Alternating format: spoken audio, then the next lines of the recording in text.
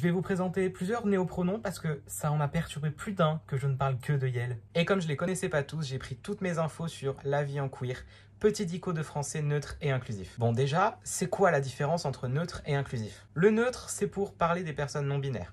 L'inclusif, c'est pour désigner une ou plusieurs personnes de genre inconnu ou pour parler d'un groupe avec des personnes de différents genres. Comme ça, c'est la fin de la domination masculine avec le « il » pluriel.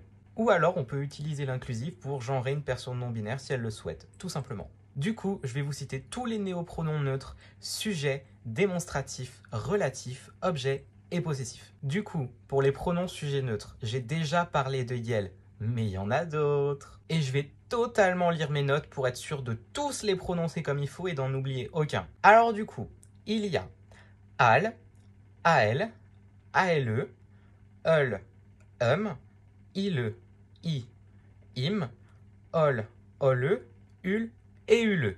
Et comme exemple, je peux vous donner « ah, elle va bien aujourd'hui ». Pour les pronoms démonstratifs, c'est pour donner un équivalent neutre à ce, celle, celui, etc. Du coup, il y a cette, c'est lui, c'est le et sucks.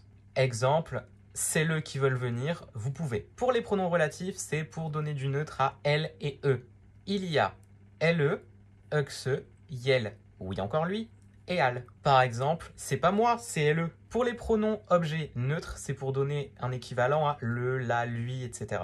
Et je vais encore une fois totalement lire mes notes. Du coup, il y a le a, la e, et lui, l'o, li, lu, en, Par exemple, c'est et lui dont je t'ai parlé. Et pour les pronoms possessifs, c'est une alternative à mon, ton, son ou ma, ta, sa. Et du coup, il y a man, tan, san et mahon. Par exemple, je te présente Mahon Copen. Ah oui, et Copen, c'est le neutre de copain-copine. Évidemment, tous les pronoms ne sont pas utilisés à la même fréquence, mais ça me semblait quand même important d'en parler puisqu'ils existent.